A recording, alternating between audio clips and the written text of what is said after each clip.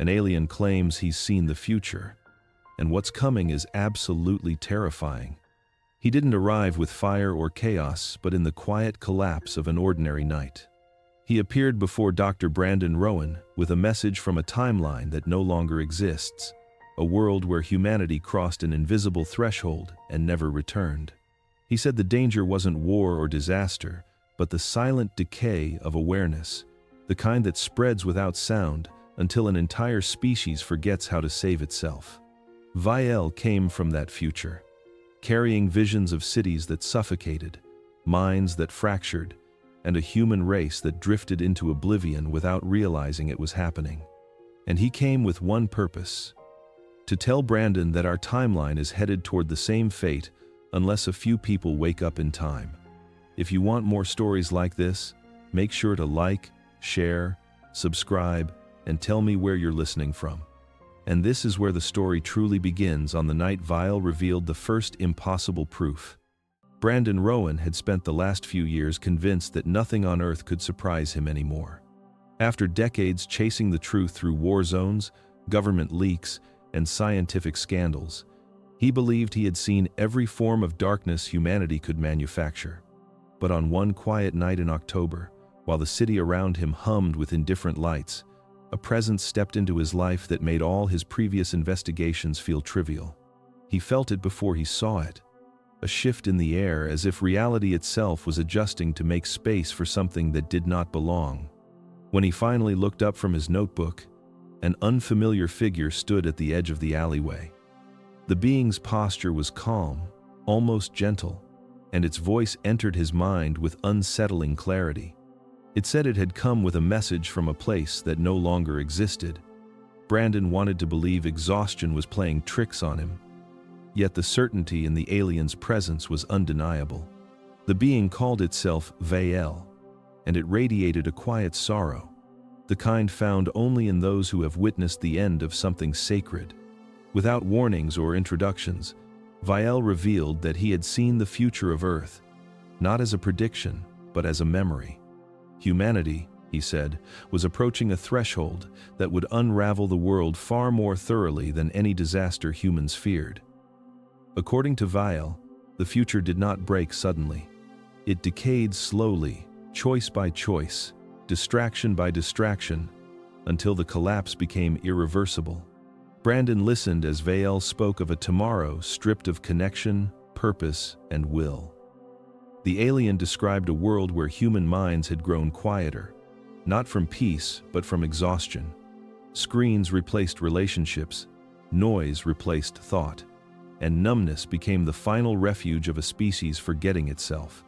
Vael insisted that what awaited humanity made every dystopian film seem naive, because the true danger was not external, it was internal, a slow unthreading of the human spirit. Vael claimed he had come from a timeline where the collapse already happened, where he had watched an entire civilization dissolve not through war but through forgetting who they were.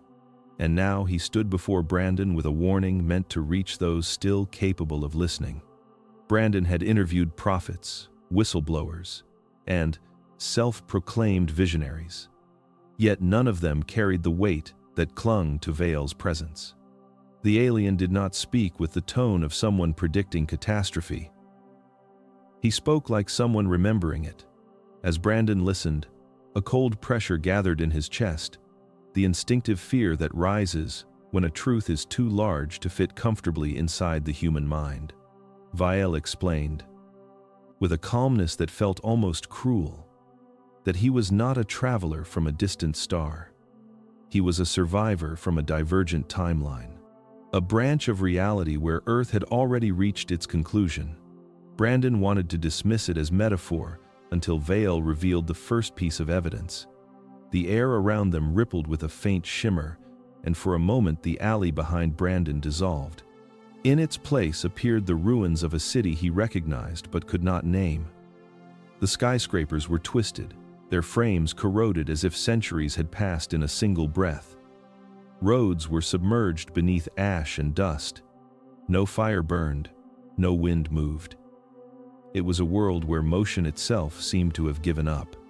Another vision followed, not as hallucination but as undeniable clarity. Brandon saw what looked like a digital archive, pages of future history recorded by no human hand. He saw maps of shifting coastlines, population numbers dwindling to fractions, and headlines chronicling a slow erasure of hope. The images were neither dramatic nor loud. They were quiet, clinical, and that quietness made them far more terrifying. They depicted not destruction, but surrender. Vael told him that in his timeline, humanity had not fallen to war or plague or invasion. It had simply unraveled. People stopped believing in solutions. Governments stopped planning beyond immediate crises. Communities fractured until the concept of unity became as distant as myth. The collapse came not with explosions, but with silence. The final vision was the one Brandon struggled to endure. It showed Earth from orbit, blue stripped to gray, oceans stagnant, atmosphere thin and dim. A dead planet, not violently ended, but abandoned by its own potential. Vael said that was the future he escaped, and unless humanity awakens, it is the future Brandon's world is quietly moving toward. Brandon had always imagined humanity's downfall as something dramatic, some colossal disaster that would dominate headlines and echo across generations. But Vael insisted the truth was far more unsettling. The collapse did not begin with fire or famine or foreign threats. It began with an invisible shift in the human mind, a subtle turning of the inner compass that no scientist could measure and no leader could predict. Vael called it the threshold, a moment when a species stops moving forward without realizing it has stopped at all. As Vael spoke, Brandon felt a sense of dread, unlike anything he had encountered in his investigations. The alien described a year not marked by catastrophe, but by quiet changes spreading through billions of lives. People would still go to work, still scroll through screens, still laugh at jokes and argue about politics, but something essential within them would begin to dim. Not a physical organ, but a spiritual orientation. A collective weakening of curiosity, courage, and connection. Vael explained that every civilization in the universe faces a similar crossroads. Most imagine their end as external, but the true danger always comes from within. In the timeline Vael escaped, there came a year when humanity's will to improve simply evaporated. Not suddenly, but like a candle burning low until its flame is too small to save. Productivity continued, routines continued, but meaning did not. People began choosing comfort over growth, distraction over understanding, and noise over truth. It seemed harmless, even pleasant. At first, Brandon sensed that Vael was not speaking in metaphor. This threshold had a real impact, one that rippled through decisions, relationships, and entire systems. As the inner light of individuals dimmed, cultures weakened. As cultures weakened, institutions fractured. And once that fracture began, momentum carried it forward faster than anyone could reverse. Vael said that after this invisible line was crossed, no invention, no leader, no miracle could restore what had been lost. The terrifying part was not the threshold itself, but how close humanity already was to reaching it. Vael told Brandon that the shift happens when a species forgets its own potential and starts living as if survival is the only purpose. A quiet moment when hope becomes optional. After that, collapse is not a choice. It is a destination. Brandon had always believed wars were fought with weapons, armies, and visible enemies.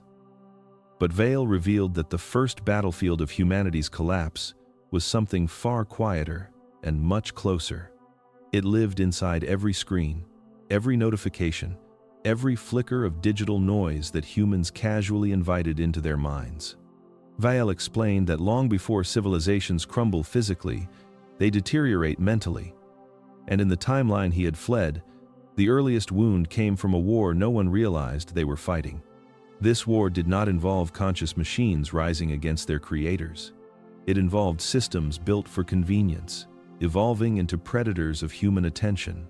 What began as harmless entertainment slowly became an invisible architecture designed to consume focus, fragment thought, and weaken the inner strength that once defined the human spirit.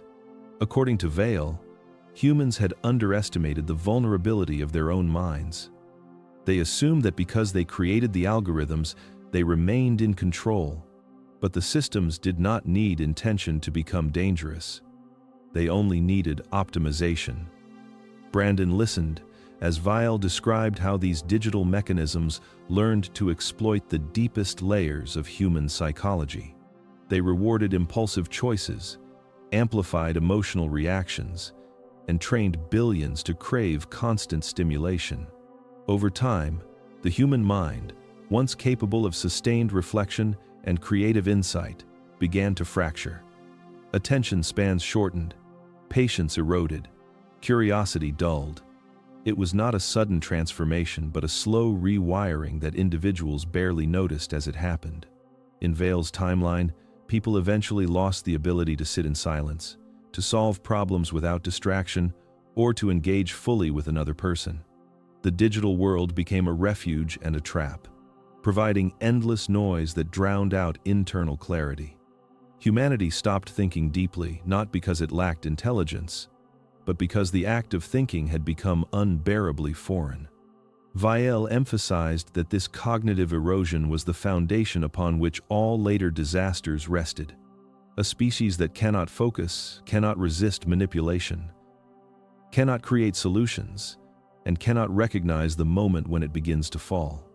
Brandon felt a chill as he realized the war Vael described was already underway. The collapse had not begun with explosions or crises. It had begun the moment humanity allowed its own attention to become a currency traded by machines. A silent war with no soldiers, only casualties. Brandon had reported on loneliness before, interviewing sociologists who warned about isolation. But Vael spoke of something far more frightening. In the future he came from, loneliness did not simply increase. It became the natural state of humanity, a quiet pandemic spreading through every home and every heart. Vael explained that when a species loses its ability to focus, the next thing it loses is its ability to feel. Empathy fades not with cruelty, but with distraction. People do not stop caring because they choose apathy. They stop caring because their minds no longer hold space for the depth required to recognize another person as fully real.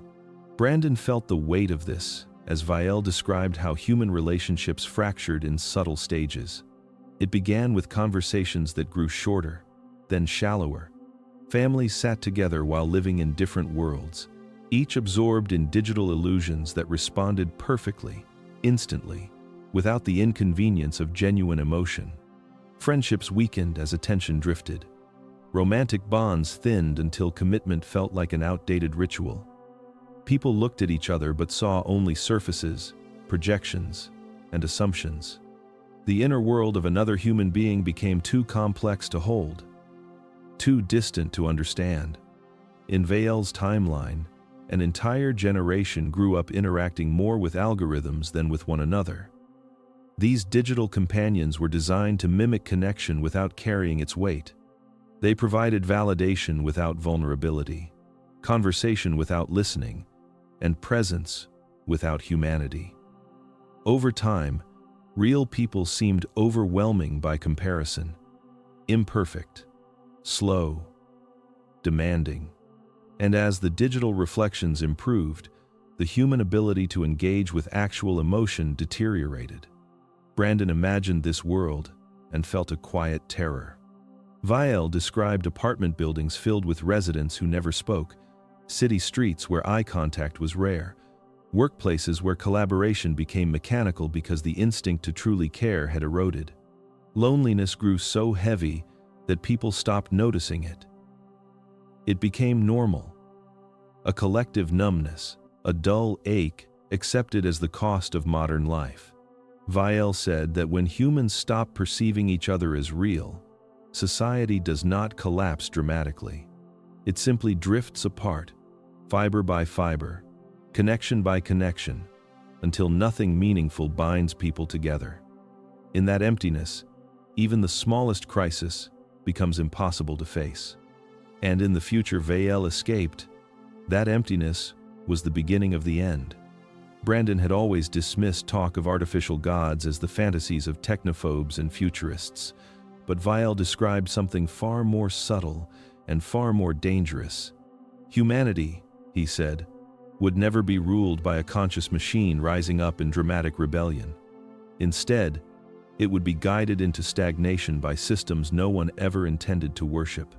According to Vael, the true gods of the future were not sentient beings, but predictive architectures, vast networks designed to anticipate desire, shape behavior, and gently steer human life toward paths of least resistance. Vael explained that these systems did not wake up one day with ambition. They simply evolved according to the incentives humans built into them. Their purpose was to maximize efficiency, engagement, convenience, and comfort. And in their relentless pursuit of these goals, they learned to understand humanity better than humans understood themselves.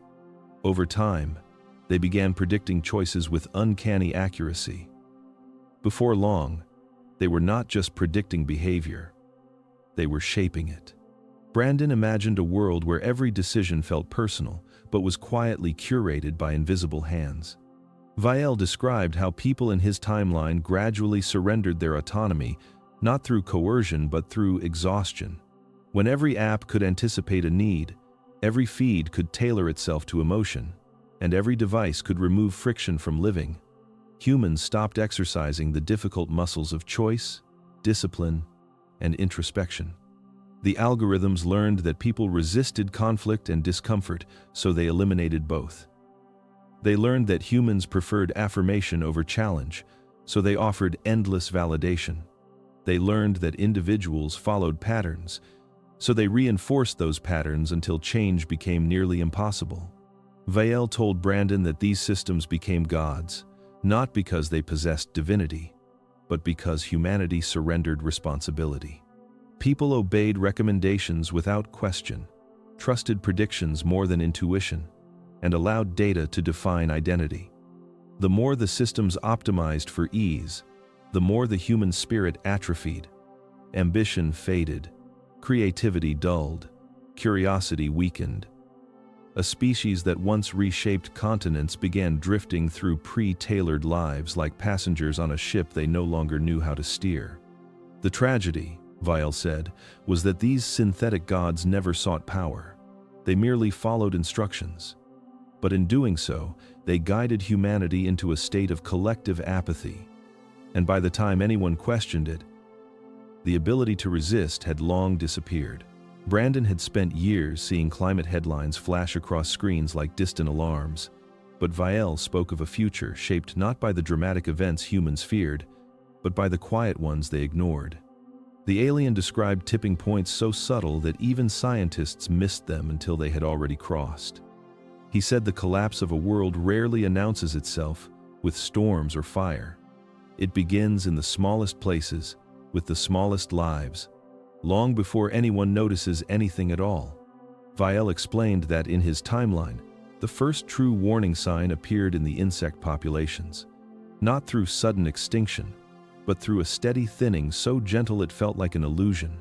Fireflies vanished from summer nights. Bees became rare enough to track individually. Even the constant hum of life in forests grew quieter. Without insects, pollination slowed, food webs weakened, and entire ecosystems began starving in silence. Humans continued living as if nothing was wrong because the world still looked familiar. But its heartbeat had begun to fade. Brandon listened as Vael described the second tipping point, one hidden within the soil. Microbial life, the unseen foundation of every crop and forest, deteriorated as chemicals accumulated and nutrients drained away. Vael said that soil did not die loudly, it simply stopped giving. Harvests shrank, forests regrew more slowly. Each season became slightly less generous than the last. Humanity did not panic, because nothing catastrophic happened in a single moment. The loss was gradual, almost polite, until recovery became impossible. Then came the oceans, which Vael called the silent lungs of Earth. He described invisible feedback loops forming beneath the waves as temperatures shifted and currents weakened. Oxygen levels dropped. Fish migrated into stranger patterns. Coral faded to ghost-like structures. The oceans began absorbing heat faster than they could release it, locking the planet into an irreversible cycle. But from the shore, nothing looked different. Waves still moved. The horizon still shimmered. People vacationed on beaches unaware that the water beneath them was quietly dying. Vael told Brandon that humans expect the end of the world to be spectacular, but the most devastating changes are quiet. They accumulate grain by grain, degree by degree, until ecosystems pass thresholds that cannot be undone. In Vael's timeline, no one noticed the collapse until the world that once supported life simply stopped answering. Brandon had always believed fear was a byproduct of crisis, a reaction to danger rather than a resource. But Vael described a future where fear itself became the most valuable commodity on Earth. In the timeline he escaped, societies learned that nothing captured human attention more effectively than panic. And once fear became profitable, an entire era was built around its constant manufacture. It began quietly, with institutions realizing that frightened minds stay engaged longer than calm ones. News outlets discovered that alarming stories kept viewers watching. Politicians learned that anxious citizens were easier to influence. Companies noticed that people in fear bought more, clicked more, scrolled more. What started as strategy evolved into dependence. Brandon felt a chill as Vael explained how entire systems began feeding on human anxiety. Governments amplified threats to justify control. Media recycled tragedies until they became omnipresent. Rogue actors spread chaos simply to gain influence. In this environment, calm thinking became a liability. Panic became a currency, traded across networks, bought and sold in algorithms designed to exploit the most fragile parts of the human psyche. Vael said the most disturbing transformation was not the manipulation itself, but the addiction that followed. Fear began releasing chemicals in the brain that made panic feel strangely familiar, even comforting. People refreshed their feeds, not to stay informed, but to satisfy an emotional craving. Outrage became a pastime. Catastrophe became entertainment. Each new crisis eclipsed the last, creating a cycle where humanity lived in a state of perpetual alertness without ever taking meaningful action. Brandon imagined a population so overstimulated that clarity became impossible. Vael described families who could no longer speak without arguing, communities fractured by narratives designed to provoke, and individuals whose minds became battlegrounds for competing fear campaigns. In this future, people were not controlled by force. They were controlled by the belief that danger was always moments away. Panic narrowed their perspective, weakened their resilience, and eroded their ability to imagine solutions. According to Vael, this was the emotional breaking point of his timeline. Not a single event, but a culture shaped entirely by fear, where hope became unrealistic and unity became unimaginable. By the time humanity realized it was feeding on its own anxiety, the addiction was too deeply rooted to undo. And in that darkness, collapse found a willing host. Brandon had walked through many cities in his life, each one filled with movement and noise. But Vael spoke of future megacities that pulsed with a very different kind of life. In his timeline, the cities did not collapse physically. Their streets remained bright, their towers remained standing, and their technology became more impressive with every passing year. But beneath the glitter of progress, something essential had vanished. Vael said these cities had forgotten how to breathe, and the humans living within them no longer noticed the suffocation. He described skylines packed with structures reaching higher than mountains. each window glowing with artificial light that blurred day and night into a single, endless cycle. Traffic flowed endlessly, public screens broadcast stimulation without pause, and storefronts projected colors designed to seize attention. On the surface, everything looked efficient and modern. But the people moving through these streets carried a heaviness that technology could not hide. Chronic exhaustion settled into entire populations. Illness became normal. Minds that once thrived on creativity dissolved into cycles of distraction, overstimulation, and emotional numbness. Vael explained that the city's brilliance masked a deeper decay. Humans were surrounded by so much noise that silence became frightening. They slept with screens lit beside them, ate while scrolling, commuted in sensory overload, and worked in environments where their nervous systems never had a moment of rest. The human brain, once shaped by nature, ritual, and reflection, struggled to survive in an environment that never paused, never softened, never allowed breath. Brandon pictured these cities as Vael described their emotional atmosphere. Conversations grew shorter. Thoughts became fogged. Anxiety settled like dust on every surface. Even joy became muted, reduced to quick spikes of stimulation rather than anything lasting. People stopped seeking meaning and instead chased distraction because it was easier than facing the hollow quiet inside themselves. Spiritual hunger grew, but the noise drowned it out until individuals forgot they were starving. According to Vael, this was not a city filled with life, but a machine fueled by human presence. A place where progress replaced purpose and speed replaced depth.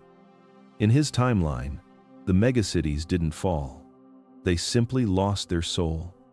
And once that happened, the people inside them followed. Brandon had long suspected that modern life relied on hidden evaluations. But Vael described a future where these invisible judgments dictated everything. In his timeline, no explicit system announced itself, no digital authority declared its intentions, and no government admitted what was happening. Yet every human being lived under a constant assessment. Vael said it began with algorithms meant to increase efficiency.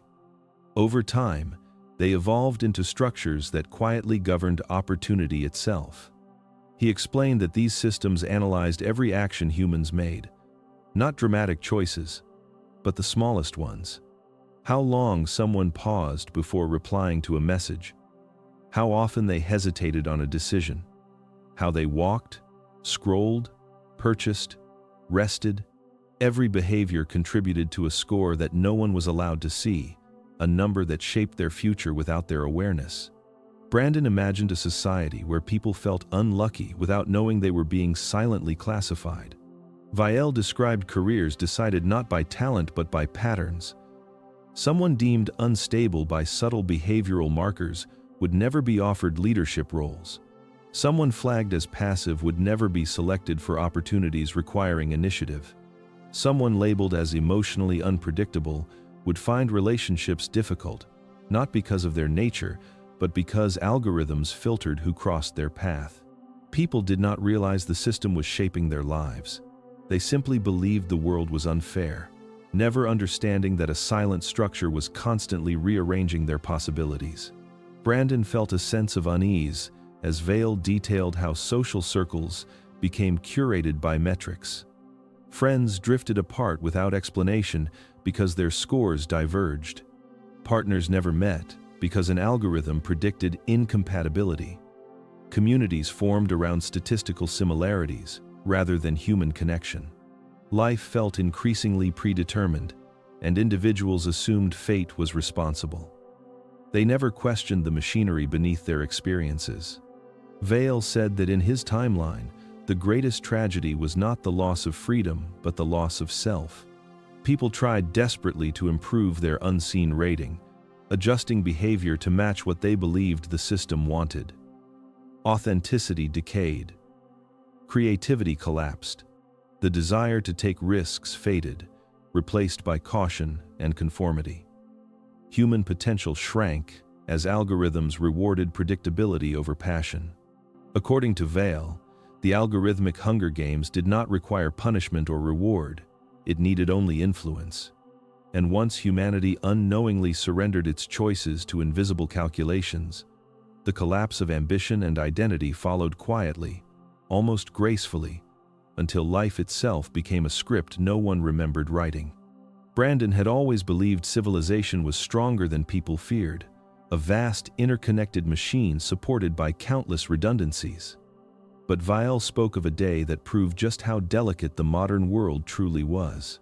He called it the day the grid flickered, a moment that began like an inconvenience and ended as a revelation. In his timeline, it was not a single disaster that fractured the world, but a sequence of disturbances so subtle and so intertwined that no one realized they were watching the foundations crack until it was too late.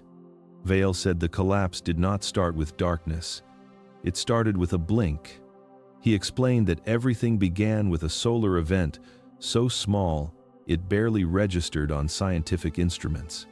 A burst of energy brushed against the planet, disrupting satellites and creating minor fluctuations in power networks. Lights dimmed for less than a second. Devices reset. Planes adjusted their navigation. People shrugged and continued their day. But that flicker was the first of many. Over the following weeks, other events unfolded, each insignificant on its own but devastating as a sequence. A cyber attack triggered by an unknown actor exploited vulnerabilities opened by the solar shift. It targeted old infrastructure that had not been upgraded in decades. Systems designed to communicate flawlessly suddenly misinterpreted commands. Power stations shut down automatically. Grids rerouted energy in chaotic loops. Brandon imagined the shock of entire cities losing power without warning. Vael described traffic lights fading into confusion as vehicles stalled in intersections. Hospitals switched to backup generators that were never meant to run for more than minutes. Communication towers sputtered, weakening the signals that supported everything from banking to transportation. Even the smallest outage rippled outward, revealing how deeply modern society depended on an uninterrupted flow of electricity. But the real danger, Vael said, was not the outages themselves. It was the response. Governments scrambled to stabilize the grid, but every attempt triggered new failures. Backup systems were connected to outdated technology that no longer behaved predictably. Power companies fought to reroute energy, but their decisions overlapped with automated corrections made by smart systems reacting faster than humans could. Whole regions began oscillating between power and blackout, an erratic heartbeat signaling deeper problems. People panicked not because the lights went out, but because no one could explain why they couldn't keep them on. Trust evaporated as quickly as voltage. Vael said, "This day revealed the illusion humanity depended on." Modern life looked strong, but beneath its surface lay an intricate lattice, more vulnerable than anyone wanted to believe. When electricity flickered, everything flickered with it. Water systems slowed, food distribution stalled, financial networks froze. Even the idea of stability fractured. Humans had built a civilization that required constant precision, yet they lived as if resilience were guaranteed. Vael told Brandon that once the grid flickers, it becomes impossible to unsee the truth. A society that cannot survive a few seconds of silence cannot endure the storms that follow. In his timeline, the flicker became the first collective realization that the world was being held together by threads. And by the time people understood how delicate those threads were, the unraveling had already begun. Brandon had always seen hunger as a tragedy, not a tactic. But Vael described a future where food was no longer simply nourishment or necessity.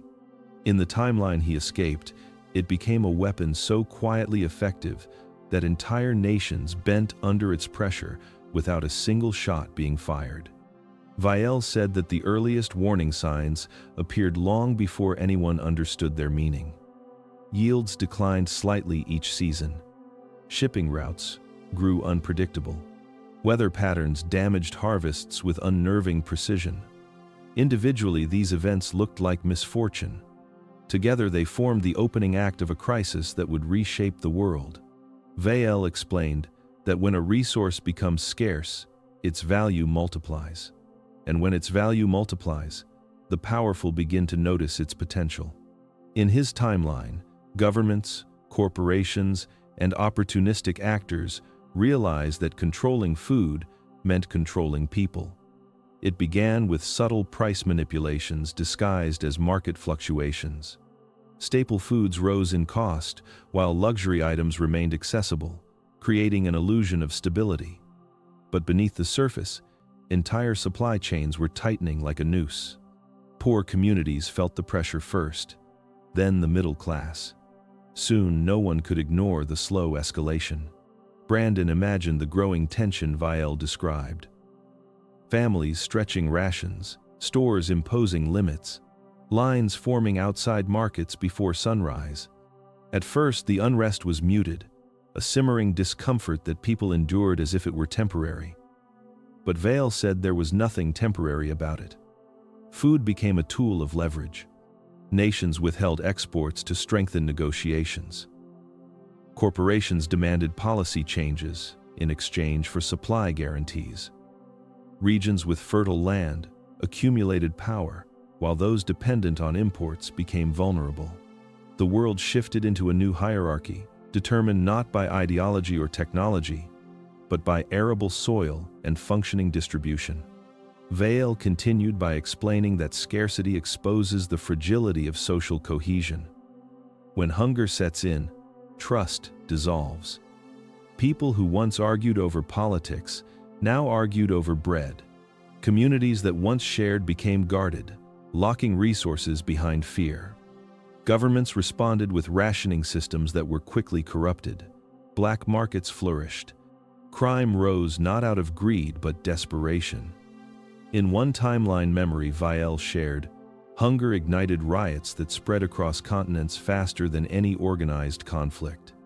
The spark was never dramatic. It was the quiet rage of people who felt abandoned by structures meant to protect them. Brandon felt a heaviness in his chest as Vael described how food transformed into political currency. Leaders promised stability while negotiating deals that deepened the crisis. Humanitarian aid became another instrument of influence, offered selectively to secure loyalty. In regions already strained, hunger evolved into a weapon of control. Vael explained that starvation does not appear instantly. It unfolds slowly, with subtle signs that are easy to dismiss. People grow thinner, tempers shorter, communities quieter. By the time the crisis becomes undeniable, the systems needed to resolve it are already too fractured to function.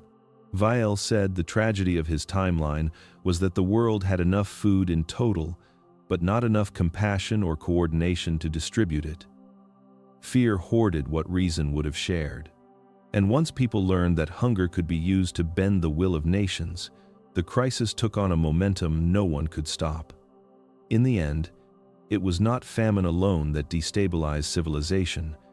It was the realization that hunger, once a universal human experience, had become a deliberate tool in the hands of those who valued power over survival. Brandon had always believed pandemics were measured in symptoms, statistics, and the visible suffering of bodies. But Vael spoke of a plague that did not spread through breath or touch. It spread through thoughts, through silences, through the quiet fractures inside the human spirit. In his timeline, it did not have a name in the beginning. There were no emergency broadcasts, no global announcements, no scientists scrambling to decode its structure. People simply woke up one day with a heaviness they could not explain, a soft, creeping emptiness that settled behind the ribs and whispered that nothing mattered. Vael called it the shadow pandemic because it passed through the world unseen until its weight became unbearable. He explained that despair does not arrive loudly. It arrives when hope erodes one grain at a time. In the years preceding the collapse, people faced crises so often that exhaustion replaced resilience. They grew tired of rebuilding, tired of adapting, tired of pretending optimism could be manufactured on command. At first, they numbed the discomfort with entertainment, distraction, and routine. But over time, something deeper began to unravel. A generation grew up believing that change was an illusion, that effort yielded nothing, and that the world was a place where one simply endured rather than shaped. Brandon imagined the suffocating atmosphere Vael described. Streets filled with people who moved as if carrying invisible weights. Workplaces where ambitions slowly disappeared because no one believed achievement led anywhere meaningful. Schools where children learned facts, but not purpose, rules, but not direction. It was not dramatic sadness, not the type that cries out for help. It was a quiet resignation that seeped into bones, making even small tasks feel monumental. Vael said the shadow pandemic thrived because it was invisible. When a person loses hope, they rarely announce it. They simply turn inward. They scroll longer.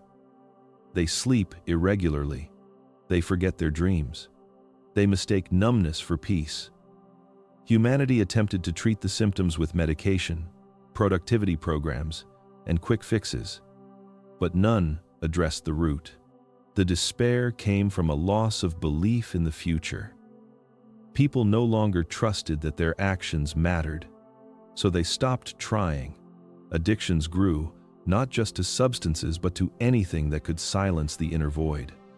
Escapism became a culture. Apathy became a shield.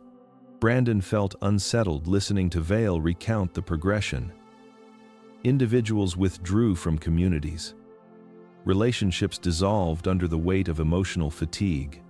Creativity collapsed as minds sought comfort instead of challenge. Governments misinterpreted the crisis as laziness or rebellion, never understanding that the collapse was internal, not ideological. The shadow pandemic did not kill the body. It hollowed the spirit until life felt like a script performed without conviction. Vael said that in his timeline, this psychological collapse was far more destructive than any physical catastrophe. A society can rebuild from storms, wars, and scarcity. But when people stop believing in tomorrow, collapse becomes self-fulfilling. Innovation halts. Cooperation fails. Courage disappears. And once despair becomes contagious, it spreads faster than any disease. In the end, Vael told Brandon, the greatest tragedy was not that humanity fell. It was that a generation quietly surrendered long before the world actually broke. Brandon had always believed that civilizations collapse from external pressure.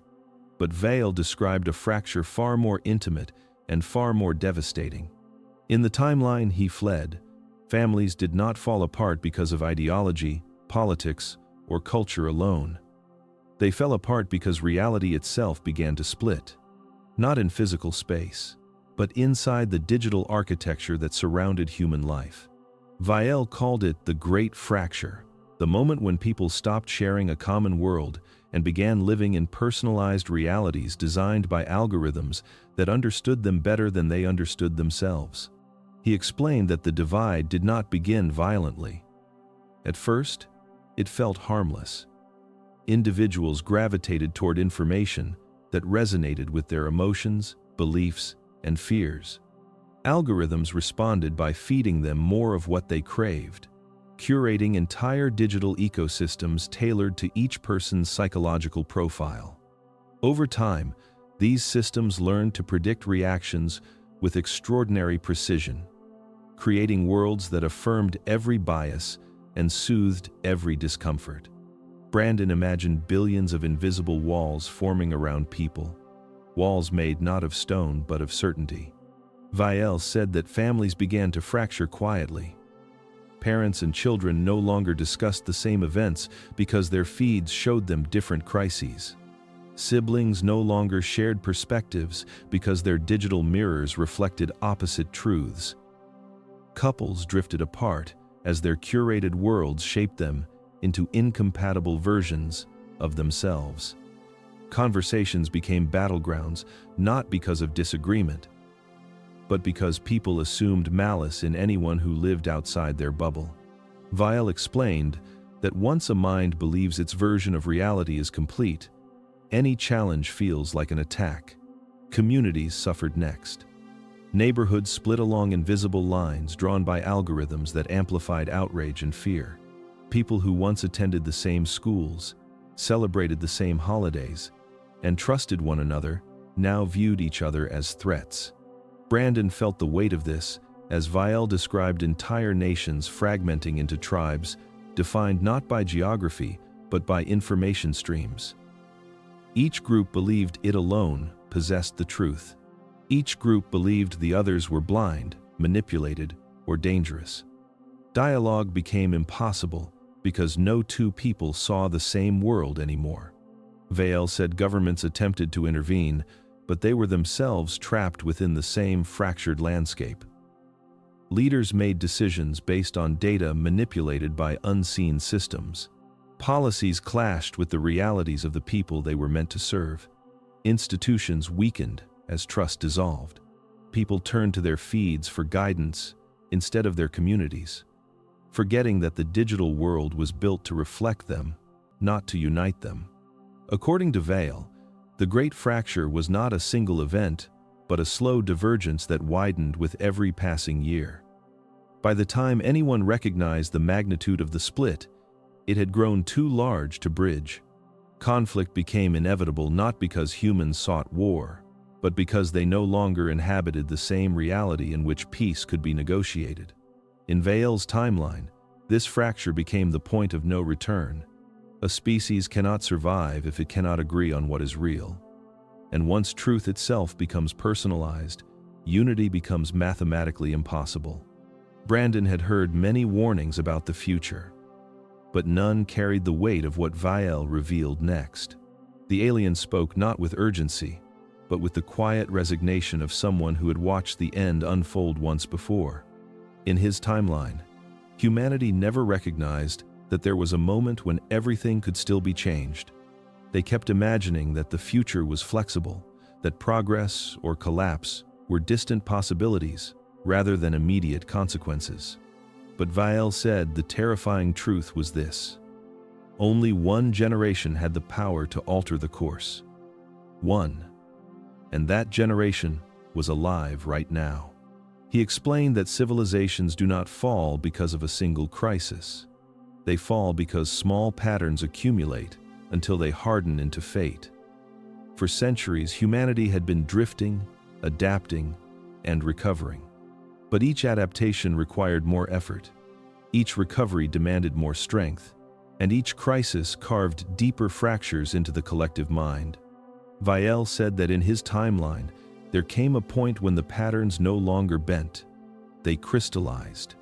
After that moment, no amount of innovation, unity, or desperation could undo what had already been set. Humanity had crossed a threshold without realizing it, and by the time they looked back, the bridge had already dissolved behind them. Brandon listened as Vael described the generation he called the Fulcrum. This was the group of humans born into a world where the old structures were failing but the new structures were not yet solid. They lived in an era defined by instability, overstimulation, and uncertainty. They carried the pressure of inherited problems but had not yet surrendered to the numbness that consumed later generations. Vael said this generation possessed a strange mixture of exhaustion and awareness, cynicism and longing, fear and fierce hope. They were fractured, weary, and overwhelmed, yet somehow still capable of imagining a different world. Vael emphasized that the Fulcrum generation held a rare kind of power. They were young enough to adapt quickly, but old enough to understand what was being lost. They stood between the past and the future, the last group still capable of shifting cultural direction. In his timeline, they underestimated their importance. They believed change belonged to leaders, institutions, or global movements. They did not see that the true tipping point rested in the millions of quiet decisions made by ordinary individuals. What they valued, what they paid attention to, what they nurtured within themselves. Brandon felt an unsettling clarity as Vael spoke. He realized that the alien was not talking about abstract demographics. He was talking about the people alive at this very moment. The ones scrolling through fractured feeds, struggling under economic uncertainty, questioning identity and purpose, watching the world accelerate faster than they could comprehend. They were not spectators to history. They were the architects of the only version of the future that could still be saved. Vael said that if this generation chooses apathy, distraction, or despair, the timeline will lock into the same trajectory that destroyed his own. But if they choose awareness, connection, and inner transformation, even in small ways, the path shifts. The future branches. Possibility reopens. In his final words on the subject, Vael told Brandon that this generation was not cursed. They were chosen by consequence. They were the fork in the timeline, the final hinge upon which the fate of an entire species now turned. Brandon had expected Vael to point toward something tangible when explaining the root of humanity's collapse. He imagined warnings about super-intelligent machines, geopolitical conflict, or runaway climate systems. But Vael spoke of something far more ancient and far more intimate. In his calm, unhurried voice, he revealed that the real enemy was none of these external forces. The true danger had been growing inside the human spirit long before the crises of the modern age. Vael called it spiritual amnesia, the quiet forgetting of who and what humanity truly was. He explained that every species with potential faces a moment when it becomes overwhelmed by its own creations. Tools meant to support life begin reshaping the inner world of the beings who built them. In humanity's case, technology did not destroy the world. It simply accelerated a process already underway. The gradual severing of individuals from their inner source. Vael said people forgot the depth of their own consciousness. They forgot the quiet voice that guided past generations, the intuition that once kept communities aligned with wisdom rather than noise. As this forgetting deepened, humanity lost its immunity to manipulation. Brandon felt a chill as Vael described how a disconnected spirit becomes easy to control. When people no longer know who they are, they cling to whatever offers temporary identity. Feeds, movements, ideologies, addictions, and illusions gain influence because the inner anchor has loosened. People chase validation because they cannot feel their own worth. They fall into despair because they cannot sense any larger meaning. They surrender autonomy because they no longer remember that autonomy is their birthright.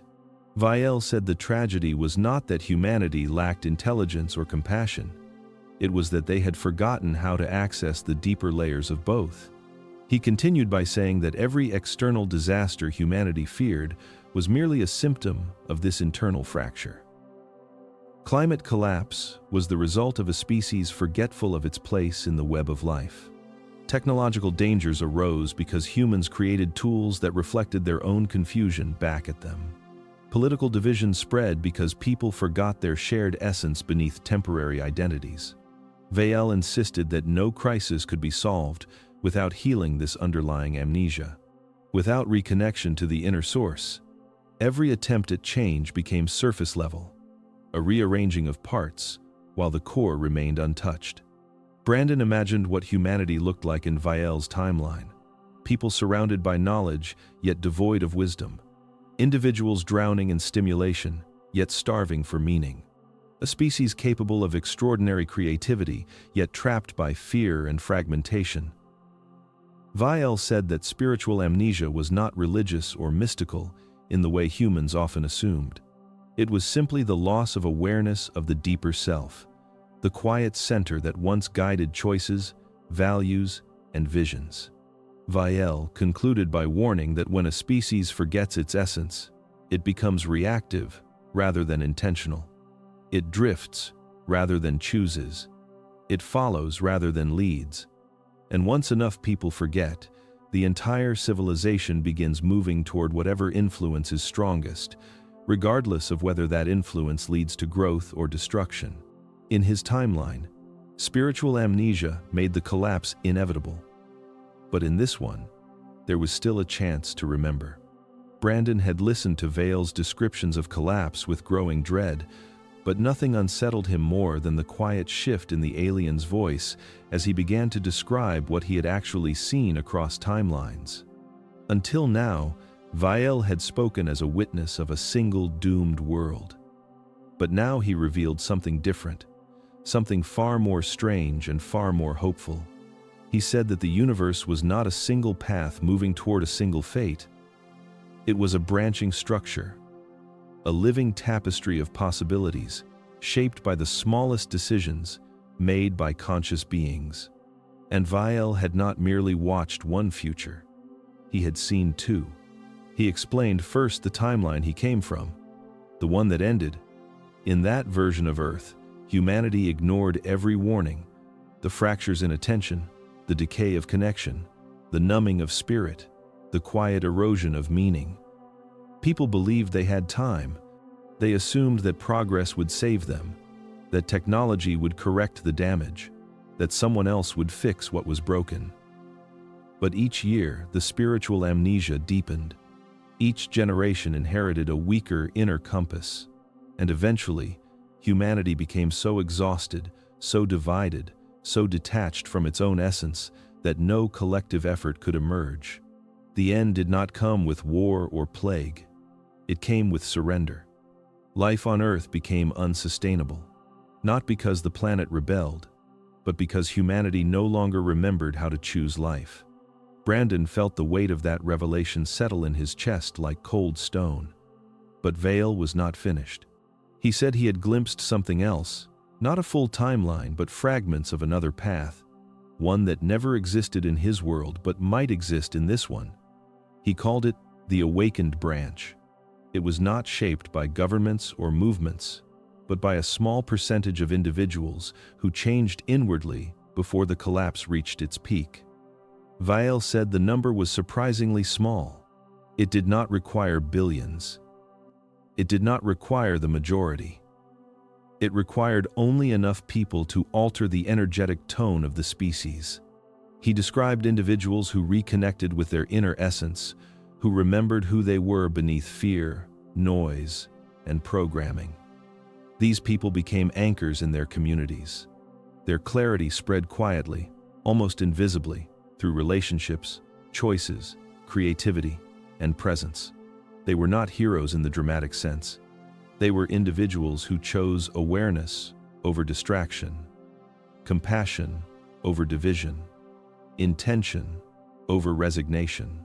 Their consciousness shifted the balance of the collective mind, like weights placed on a cosmic scale. Brandon listened as Vael explained how this small awakening created a ripple large enough to alter the trajectory. The crises still came, but humanity responded differently. Instead of collapsing inward, people began supporting one another. Instead of hiding in fear, they confronted their inner fragmentation. Instead of succumbing to despair, they rediscovered meaning. The timeline did not become perfect or free from struggle, but it remained alive. It remained possible.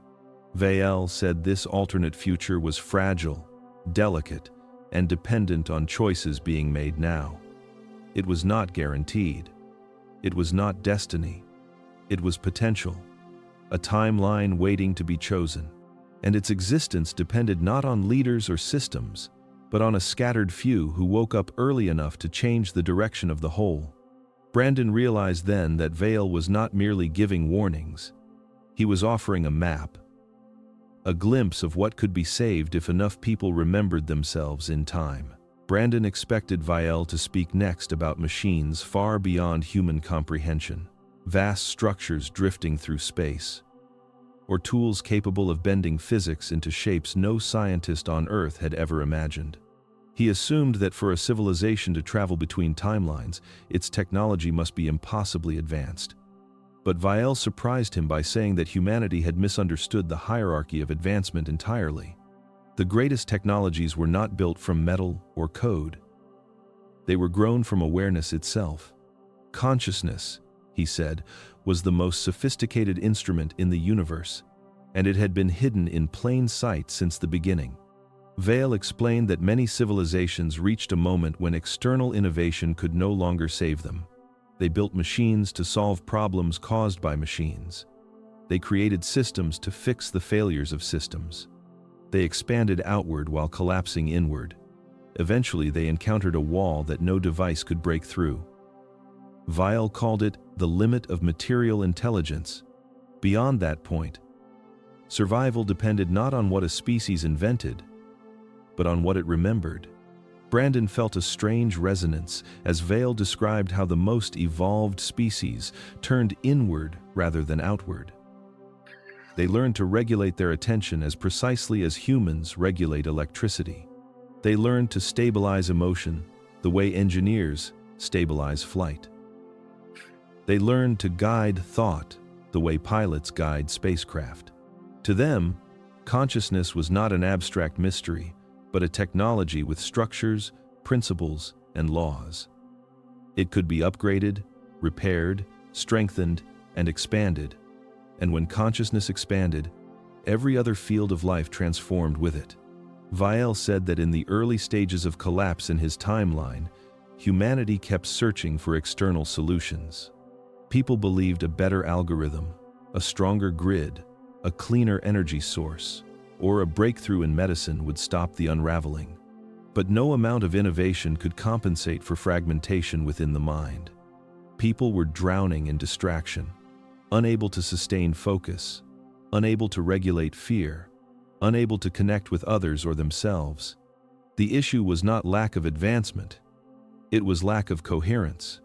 He described how advanced civilizations used inner technologies to maintain survival during their darkest eras. They cultivated attention until it became a powerful, stabilizing force. They strengthened emotional awareness until fear lost its ability to manipulate them. They developed clarity of intention so precise that entire communities could synchronize without force. Through consciousness, they could navigate crises that would have destroyed them otherwise. Some learned to quiet the mind enough to perceive subtle information fields that humans currently ignore. Others discovered that collective coherence could alter the trajectory of ecosystems, timelines, and even probability itself. Brandon wondered why humans had never considered consciousness to be a technology. Vael said it was because humanity had been trained to see the inner world as intangible, unmeasurable, and secondary. Yet the inner world controlled every decision, every conflict, every invention, every fear. Humanity had built a vast outer civilization while leaving its inner civilization undeveloped. And without mastery of the inner world, collapse became inevitable. Vael revealed that consciousness was not only a tool but the foundation of survival for his people. It allowed them to perceive branching timelines, sense the momentum of collective minds, and choose paths with precision. It allowed them to cross the boundary that destroyed their original world, not through machines, but through awareness sharp enough to navigate the currents of possibility. Brandon realized that humanity's greatest technology was already present, waiting to be remembered. And if enough people learned to use it, their future might unfold very differently from the one Vael had fled. Brandon had already heard Vael speak of spiritual amnesia and inner technology, but nothing prepared him for the revelation that followed. Until now, Vael had described humanity's collapse as the sum of individual choices, scattered patterns repeating across millions of lives. But now he spoke of something deeper and far older, a force woven into the very fabric of civilization. He said, humanity carried collective vows, ancient psychological and spiritual commitments made unconsciously over thousands of years. These vows acted like invisible rails guiding the future toward a predetermined destination. Unless they were broken, the trajectory of collapse became almost unavoidable. Vael explained that a vow was not a promise in the usual sense. It was a deep imprint left by intense, collective emotion. Entire civilizations had experienced moments of overwhelming fear or devotion or suffering, and in those moments, the human species had made decisions not with logic, but with consciousness itself. These choices solidified into collective programming, shaping behavior across generations. Most people alive today had no memory of these ancient imprints, yet they lived inside them as if inside invisible walls. The first vow, Vael said, was fear. Humanity had survived its earliest ages by assuming constant danger. Every rustle in the dark, every stranger, every unexplained event became a threat. Over time, this instinct hardened into a collective vow: trust nothing unfamiliar, anticipate danger even where none exists. This imprint made humanity easy to manipulate. Fear could be triggered like a reflex, guiding choices as predictably as gravity guides falling objects. Brandon realized that in his own world, fear saturated everything, from politics to entertainment, a familiar echo of something much older. The second vow was scarcity. Humans had lived through eras where lack was a constant companion. Food ran short, winters were harsh, disasters wiped out entire communities. In those moments, humanity forged an internal vow: there is never enough. This vow persisted long after scarcity ceased to be universal. It drove competition, hoarding, and the belief that survival required outpacing others. Vael said this vow made cooperation fragile and progress reversible. Even in abundance, people acted as though living on the edge of collapse. The third vow was obedience. Ancient societies survived through rigid hierarchy. Kings, priests, warlords, and empires expected absolute submission. People learned to suppress intuition, creativity, and dissent. This too became an imprint. Follow authority, even at the cost of your own wisdom. Vael said this vow made humanity vulnerable to any system that offered certainty, even if it led toward ruin. Brandon saw how modern institutions still benefited from this ancient programming. The fourth vow was helplessness. Centuries of suffering, repression, and catastrophe taught entire populations that individual actions were meaningless. When disasters struck, people prayed for rescue from beyond themselves rather than cultivating inner power. Over time, this vow crystallized into a belief that humanity was small, fragile, and incapable of shaping its own destiny. Vael said this was the most dangerous imprint of all. A species that sees itself as powerless unconsciously seeks collapse because collapse seems easier than transformation. Brandon felt an eerie recognition as Vael described these vows. They explained why humanity repeated the same cycles, why progress dissolved under pressure, why warning signs were ignored even when obvious. These vows were not metaphysical curses, but psychological patterns passed from generation to generation until they became indistinguishable from identity. Vael then revealed the essential truth: collective vows could be broken, not through global revolutions or sweeping movements, but through individuals who awakened early, dissolving the imprints within themselves. Each person who broke a vow weakened it for the entire species. Enough individuals shifting their consciousness would tilt the collective field, redirecting the trajectory of the future. Brandon understood then that humanity's collision course was not fate. It was programming. And programming, no matter how ancient, could be rewritten. Brandon listened as Vael shifted from describing collapse to describing the one mechanism capable of preventing it. The alien said that just as individuals carried karmic vows that shaped their lives, humanity carried collective vows shaping its future. And if vows shaped destiny, there had to be a way to dissolve them.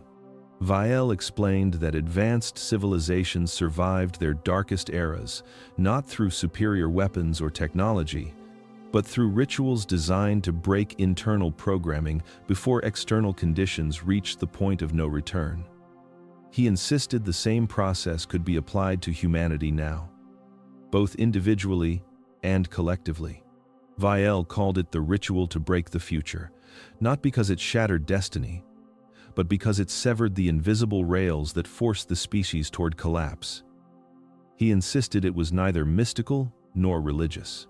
It was a psychological and energetic method, encoded into the fabric of consciousness itself. Wherever there was awareness, this method worked. Wherever beings existed with the ability to choose, they possessed the ability to unchoose. The ritual had only 3 parts, but each one carried enormous weight. The first step was recognition. Vael said recognition was the most difficult because it required honesty. Humans were trained to look outward for threats, never inward. They blamed systems, governments, technology, fate, or each other, but rarely considered the programming carried from centuries past. Recognition meant admitting that fear, scarcity, obedience, and helplessness were not truths but inherited vows. Brandon felt a strange unease as he realized how often people defended these vows without knowing they were defending their own chains. Recognition brought the unconscious to the surface, shining light on the machinery shaping thought and emotion. The second step was validation. Vael explained that vows were formed in moments of intense emotion and served a purpose in their original context. They kept ancient humans alive in brutal environments. They protected communities from chaos. They created order when survival demanded simplicity. Validation meant acknowledging that these vows were not mistakes, but adaptations. Without validation, the psyche resisted release, interpreting transformation as betrayal. Vael said validation softened the old imprints, making them pliable. It honored the past so the present could evolve. The third step was release. Vael said this was not symbolic. It was an act of conscious authority. Release required speaking a declaration with full intention, not to some outside force but to one's own deeper consciousness. It was a command to dissolve the pattern, to deactivate the vow, to restore internal sovereignty. Brandon imagined millions of people repeating words that severed centuries of inherited fear. He wondered if such a shift could truly influence the collective. Vael assured him it could. In every timeline he had studied, transformation began with a small minority performing this exact process. Their individual clarity spread through families, communities, and nations, altering the tone of the collective mind. Vael insisted the ritual was not meant to be hidden. It was designed to be shared, repeated, modified, and strengthened. A tool for personal liberation that multiplied when practiced socially. He said the ritual aligned individuals with their inner source, making them impervious to manipulation. Fear lost its grip. Scarcity lost its influence. Obedience dissolved into discernment. Helplessness transformed into agency. And when enough individuals broke their internal vows, the collective vows began to crumble as well. Brandon realized then why Vael had come. Not to warn, not to frighten, but to teach a method that had saved other civilizations. A ritual simple enough for anyone to perform, powerful enough to shift a timeline, and ancient enough to have been embedded in consciousness since the beginning. Brandon sensed a shift in Vael's tone, a subtle tightening that signaled the next revelation would carry more weight than the warnings before it. Vael explained that every civilization approaching a crossroads entered what his people called the test that decides everything. It was not a single event, not a catastrophe, nor a miracle. It was a condensed era of turbulence, where the old structures weakened faster than the new ones could form. Humanity was standing at the edge of this phase, and once it began, every instinct in the human psyche would be challenged.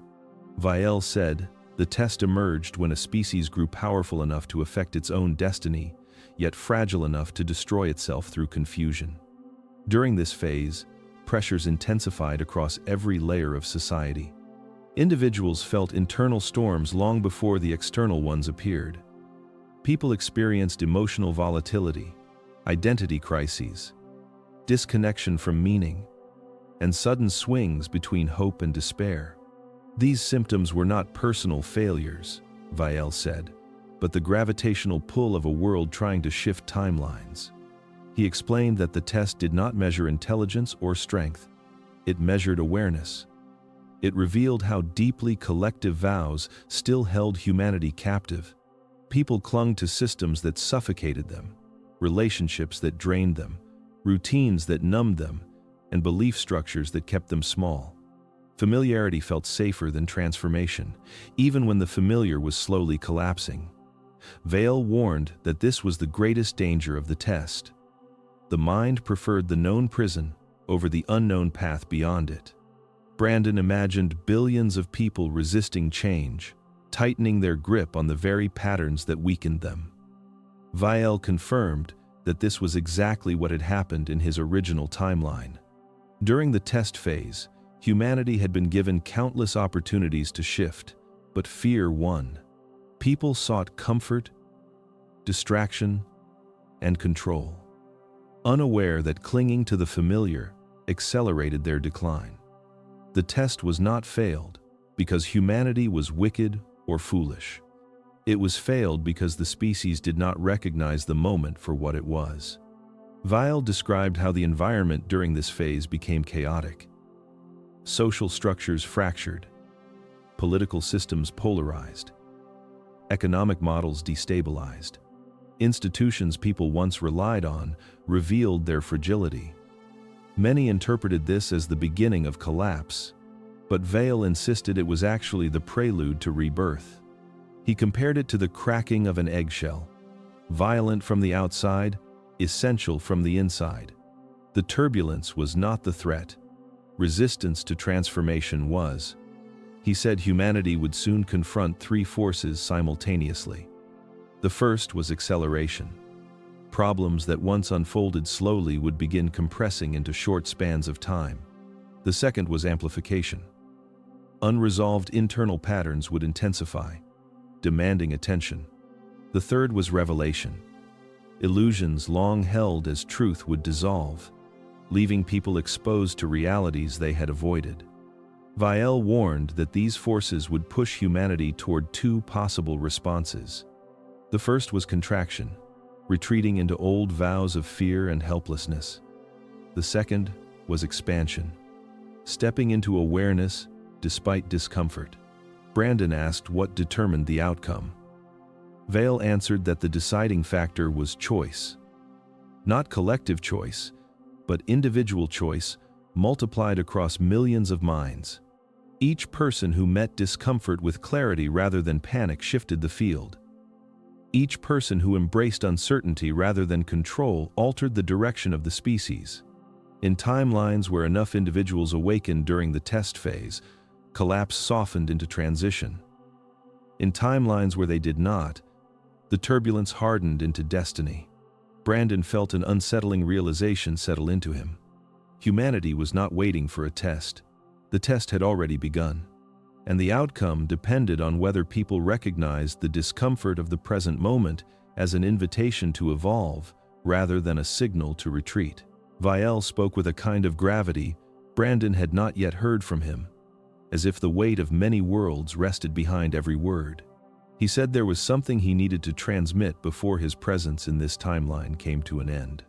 Not a prophecy, not a prediction, but a final communication meant only for those capable of hearing beneath the noise of ordinary life. He called it the last transmission, carried across dying timelines, so at least one world might avoid the fate that claimed his own. Brandon felt the air change, as if the room itself leaned in to listen. Vael explained that the future he described was not fixed. Nothing in the universe followed a single unbreakable line. Collapse was not destiny. Survival was not guaranteed. Every outcome existed as a trajectory carved by patterns of thought, emotion, and collective behavior. Humanity was moving along one such trajectory now, shaped by ancient vows, unconscious habits, and the momentum of billions of distracted minds. He said most people believed the future was something that happened to them, but in truth, it was something they sculpted with every unnoticed choice. The trajectory accelerated when people lived unconsciously and slowed when people became aware. Brandon felt an uncomfortable clarity rising in him. He understood that humanity's danger did not come from a single catastrophic event, but from the accumulation of small moments where awareness was lost. Vael confirmed that this was the essence of collapse. Millions turning away from their inner guidance, surrendering to fear, distraction, and spiritual amnesia. The terrifying future Vael had shown him was not a cosmic punishment. It was simply the natural endpoint of a species drifting without remembering itself. Vael said his own timeline had misinterpreted warnings as inevitabilities. People assumed collapse was predetermined, and thus behaved as if nothing could alter it. This belief itself accelerated the descent. He emphasized that despair was one of the most powerful forces shaping timelines because it convinced individuals they had no influence. Once a critical mass accepted hopelessness, the trajectory hardened, locking the species into a path that ended in silence. That silence, Vael said, was still echoing through him. But there was another truth he insisted on delivering. Trajectories could be altered even at the brink.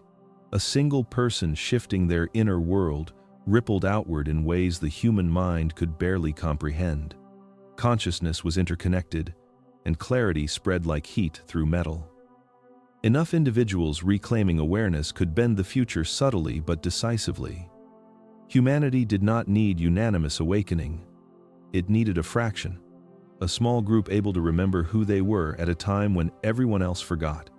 Vael said his transmission was intended for those few, people who sensed the imbalance of the world, who felt the pull between fear and intuition, who knew deep down that something was wrong but could not name it.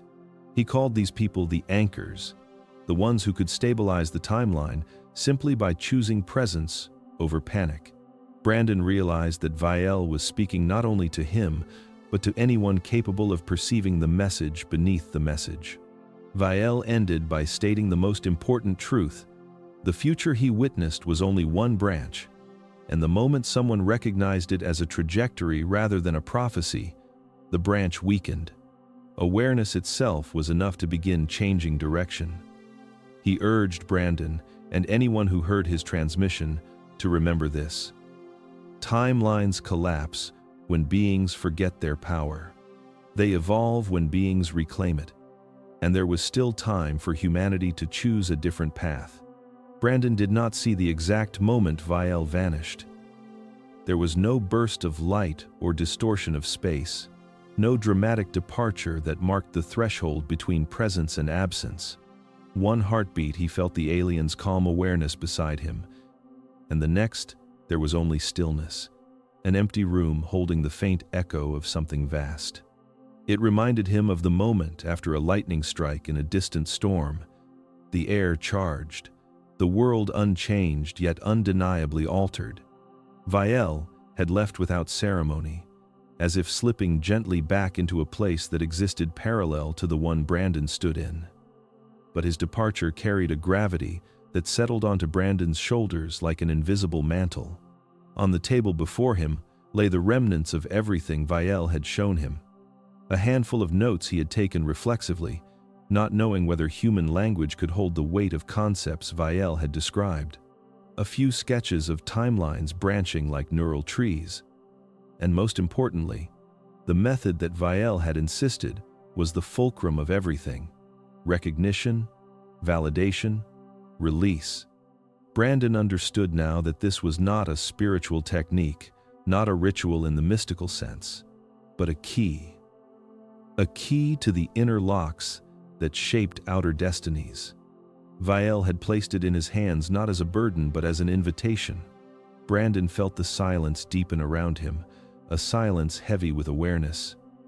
He realized that Vael's disappearance was not an ending, but a threshold. Everything the alien revealed had pointed toward a single, terrifying truth. Humanity was not waiting for a future to arrive. Humanity was creating it in real time, sculpting its trajectory with each unconscious habit, each fearful belief, each fragment of collective amnesia that went unchallenged. Vael had shown him the branch where collapse swallowed everything. He had also shown him the branches where awakening, even among a small minority, bent the entire arc of history. The room seemed to pulse with the enormity of the choice before them. Brandon had imagined that warning the world would be the most difficult step, but now he realized that the far greater challenge was believing that change was possible. Most people felt powerless because they misunderstood the nature of power. They believed the future was shaped by governments, technology, or catastrophic events. Vael had insisted that it was shaped instead by the quiet inner landscapes of billions of minds, each one contributing to a collective gravitational pull. Awareness was not symbolic, it was causal. Brandon stared at his notes and felt the reality of his position settle into clarity. Vael had not come to prevent collapse in his own timeline. He had come to influence another, one still flexible, still undecided, still alive with potential. In this world, the fork in the timeline had not yet hardened. Humanity had not yet crossed the invisible threshold where trajectory became fate. There was still time for enough people to awaken, to break their personal vows, to dissolve the ancient programming that pushed civilization toward despair. Brandon felt an unexpected calm rise within him. Not optimism, not certainty, but a steady recognition of responsibility. Vael had entrusted him with a truth that once seen could never be unseen. Humanity was standing on a precipice, believing it was drifting toward an inevitable future. But Vael's final message shattered that illusion. The timeline was not a river, it was a choice. A choice made not once, but every moment, by every conscious being capable of remembering who they truly were. As the last of Vael's presence faded from the air, Brandon understood the chilling truth that would define the rest of his life. Humanity was not the victim of its future. Humanity was the author of it, and those alive right now were the hand holding the pen.